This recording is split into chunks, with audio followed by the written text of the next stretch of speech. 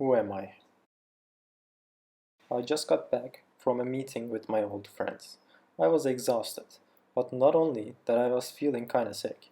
I didn't tell my mother and went directly to upstairs, to my old room. I lay down on the bed as I wasn't feeling great. My intestines were partying and my stomach was crying out loud. I immediately went to the toilet and phosh, I have diarrhea. I was a bit stressed as I read somewhere online that diarrhea was one of the symptoms of the virus. I got scared, but I said to myself, no, probably just a cold. Diarrhea is one of the rare symptoms of the virus, so it should be fine. Shortly after, while I was laying down, I felt insanely cold. I was almost shaking. I touched my forehead, and I was burning. I thought, holy shit, fever is one of the main symptoms of the virus. Oh no, I better tell my mother. She will know what to do. I put my mask on, went downstairs. I said, hey mom, I think I have a fever. I feel really tired, and I also have diarrhea. Do you think I might have the virus? Mom rushed to me, checked my forehead. Then she immediately took her mask and said, let's go get you tested. Can you get in the car? I said, yeah, a little concerned. It was late at night, around 11. I sat in the back seat, as I was concerned that I might have the virus. On the way, my mom called the doctor, and my aunt explained the situation. We didn't talk much. I was feeling bad, as I might have infected everyone in my family. My mom and I got tested. The working doctors were really kind and good. I'm sure not because my mother was their superior and a little bit famous in her field. Suckers. But maybe they were genuine, how can I tell? We got back in the car. Along the way, my mother asked about how I kept with the social distancing and mask rules. I said we had distance in between, but sometimes no masks. And I was only with two people. She kinda shook her head and said, I'm sure it's nothing. Don't be stressed. We are just getting tests, just in case. Though it kinda felt like she was only saying it to comfort me. After I got home, I immediately went to bed. I couldn't sleep. I cried a bit. Being sick just sucks. My mom came with a pill and some water. She said, take this painkiller and it will lower your temperature. I said thanks and swallowed the pill. I tried sleeping. My eyes were shut. There was darkness, with colorful sparks here and there. Then I saw myself in a flight attendant costume. And he said to me, hey, how are you, Felix? I said, hey, aren't you me? Don't you know how I am? He replied, yeah, you're right. But you're not made of only me. Plus, why wouldn't you just say how you feel? Why be so scummy? I felt a little bit judged, although it was me judging myself, which is normal. But I felt bad because I agreed with him. I said, you're right. Sorry, I guess. I feel good. I assume you're good too. But what do you mean by you are not only made of me? He said, ah, yeah, you don't know anything about how we work, right? Let me explain. I am a version of you from past, and a bunch of old versions of you are inside of you, which we control you. What? Let me just show you, he replied. He started walking to nothingness. I said, where are we going? Why are there only stars? He replied, honestly, we need to go to the main room or people's room to visit them. And it's dark because you're in my room and I choose it to be dark and I like watching the stars. But if you want, I can make it more cool. And the room immediately changed to the room in Matrix where Neo got his pill. I laughed and said, pretty cool. And immediately nothingness again. Then, as we walked, the environment slowly faded into my high school. I saw my old desk, and at my old desk, my high school self was sleeping. My tour guide shouted, hey Felix, wake up, we have a guest. Student me stood up and said, oh, hi observer. Seems like your time of observing has ended. I was lost. He called me an observer, which didn't really mean anything, and it was me from about 3 years ago standing in front of me. I asked, So there's a me here from each age. The student me explained, not exactly, but there's a bunch of us in here that make you up.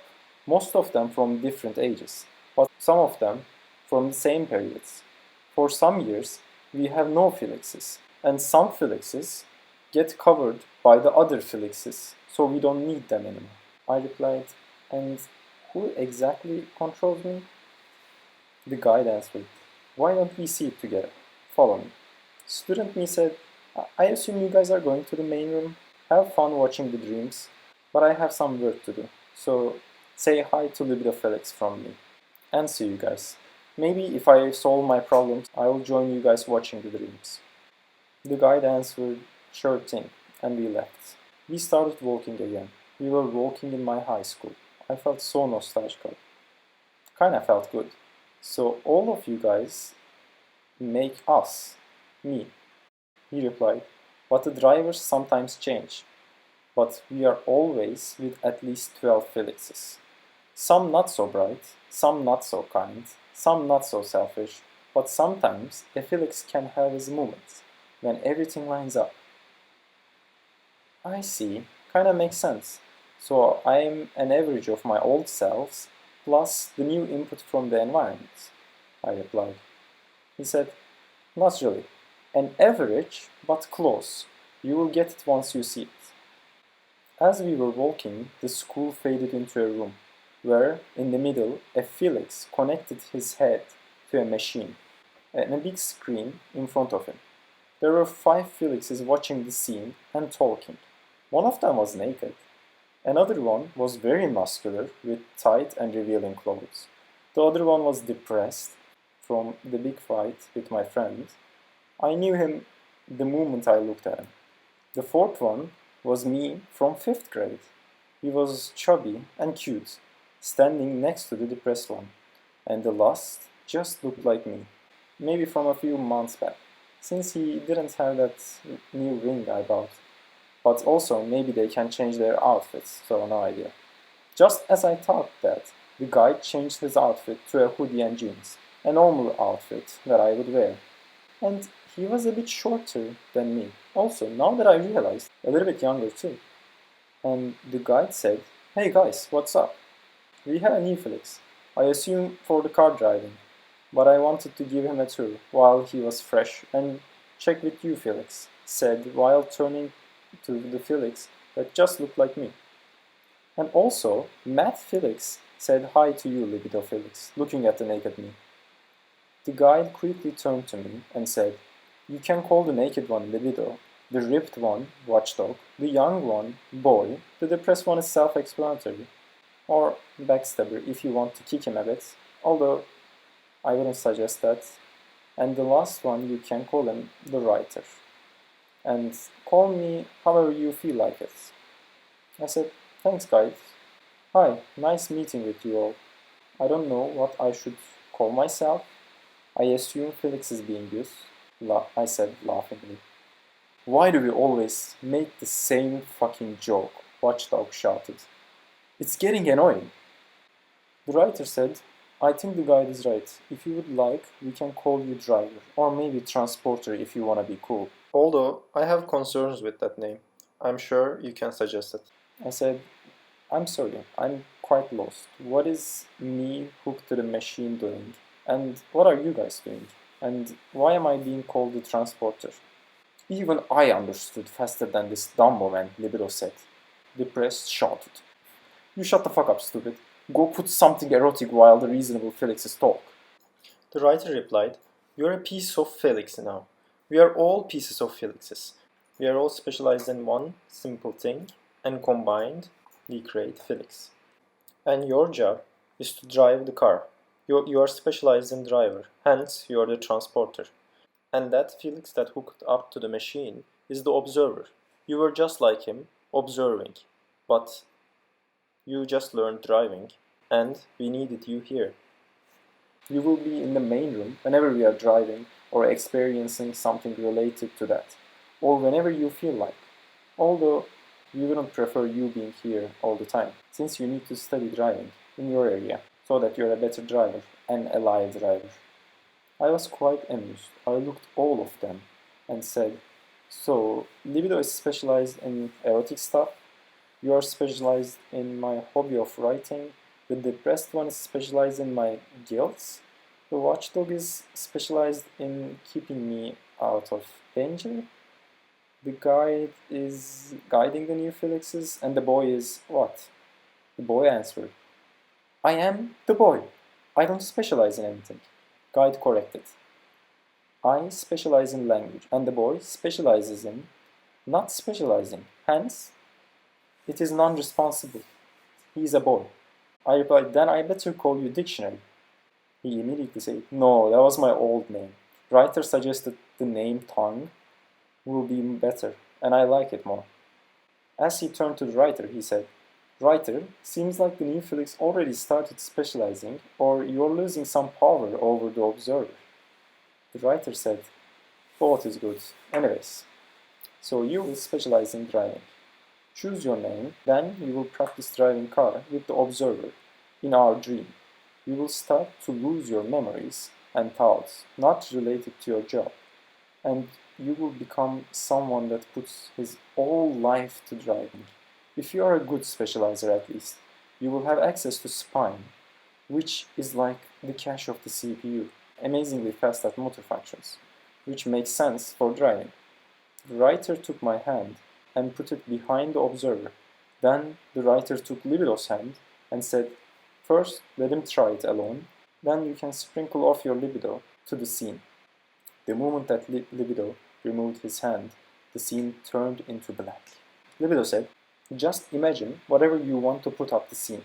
Closing your eyes might help at first, but I would open them after some time. These connections in the dream sometimes wakes him up, and when he gets control of the dream, we can't control for a while. So don't lose it. I closed my eyes and started to hear the car engine the moment I opened my eyes. I saw the scene when we were driving to the hospital for the test. I watched how my mom drives. The tongue said, good, as you do this more often, you will get a hang of it and control the scenes better. Now you focus on driving studies. I said, but now my whole life is driving. I also like other things, like reading, drawing, writing. The boy said, I know, right? That's why I didn't specialize, and now I do whatever I want. The writer replied, no, because you will still do them from time to time. We can call each other when we are doing something related to our specialization, or just to chill together. So for example, let's say I'm writing a thing about driving cars, anything of your job. I will call you and we will write together. Or let's say Libido got a girl in the car. He will definitely need you to be here. So don't worry. Just try to love the thing that you are doing. Plus, driving is fun. And you're a driver now, no matter what. So you being a good driver will overall help us help you. Since if we die in a car accident because you're a bad driver, or if you kill someone in the road and all of our lives just goes to garbage. I slowly nodded my head. So the me is just a bunch of smaller capacity consciousness working together, each with a specific amount of knowledge, kind of like a civilization or a simple combination of different AIs. The writer said, excellent metaphor. Maybe we'll write about this together tomorrow. Just try to love your job. After all, it's yours, no matter what you do, except if an interesting turn of events will happen, but it's enough talk for today. Maybe we can talk about it another day. I replied, I want to ask a few more questions while we are dreaming. I can manage both. I got the hang of it. So, how is the boy specializes in nothing, if we all must, and how can I be replaced? The writer replied, I have some working to do. Can you guys handle this? I think I know what to write about next. And I don't think this driving scene will help me any good. The tongue replied, yeah, sure, go ahead. Then he turned to me while the writer started running up some stairs. The tongue continued. So, first of all, the boy, we don't really know, but so-called high IQ Felix, besties with Mad Felix, suggested that his passion is just waiting to be assigned. And when he finds out what he desires, he will fuse with that Felix, and that Felix will have incredible power over us. So the boy is quite strong. We don't know why, but he can control everyone's room, and he doesn't need to sleep. Before you ask, yeah, we need to sleep. And again, do you remember how I changed the environment? Yeah, I can't do that trick everywhere. I can only control my room. But it's all a theory. I replied, I see. How do I get replaced? As I was talking, the scene got a little bit blurry, and the moment that it got blurry, Watchdog shouted, Focus on the scene! Libido said, hungry for power. Let's have a little fun together. Then you can let it go, I will handle the dream, and you ask your small questions. And he put his hand on the back of the observer too. The scene continued. They were at the hospital now. My mom got out of the car. Libido said, Hey boy, can you help a little bit? You won't regret it. The boy just closed his eyes, and that moment the scene started to change from the memory. Felix stood up, sat down in front of the wheel, and started driving without her mom. I was focusing on the scene really hard. I couldn't take my eyes off the road. I was driving so fast. There were polices behind me. Libido asked, Who do you want to pick up, boy? The boy said, Why don't we go visit that girl? I think her name was Amika. Libido answered, Excellent choice. Transporter, get ready, because you are about to transport some goods to her. Transporter was driving the car insanely. He loved it. It was just like a movie, but real. They went under the truck, in between the tires, drifted in the Tokyo Drift streets, and jumped across a bridge. The boy was thrilled. They saw Amika in the middle of the road. Libido was quite focused on the scene too. Transporter could hear his thoughts, and he felt the immense effort to put Amika in that road with high quality. Transporter said, Are you ready? There were cars coming with high speed, from left, right, in front of the car, all around, towards Amika. Transporter picked up Amika. As the car was surfing on the road, Felix opened the side door, and Amika jumped in. They did a 360 drift, and then went back to the way that they came. The boy shouted, Holy shit. There were still some cars behind them. Libido took control and said, Get on my lap, to Amika. Amika just looked. Libido said, Trust me. He was also creating the behavior of Amika, so I realized I can take over that.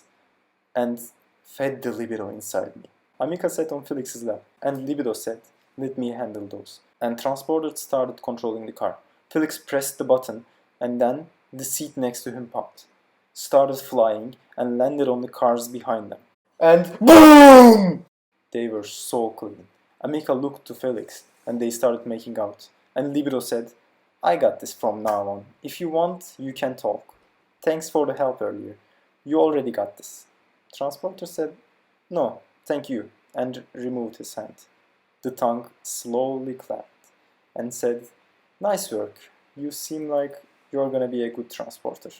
What do you want to learn more? He said. Transporter replied, Did you forget?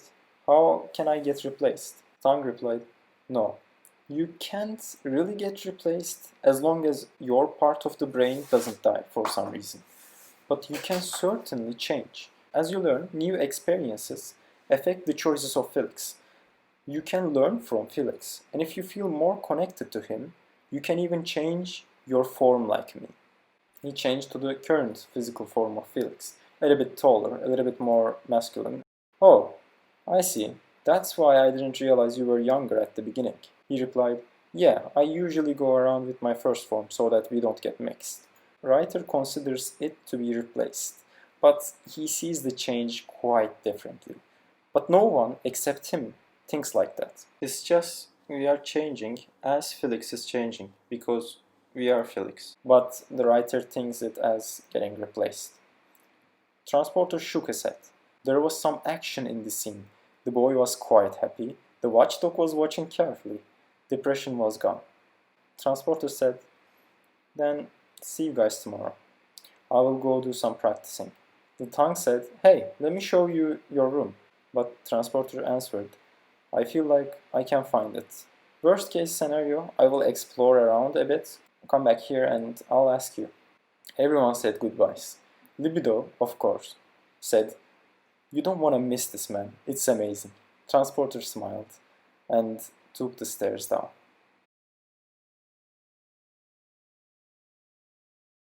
Thanks for watching. I know it was a long video, and thank you, and I hope you liked it.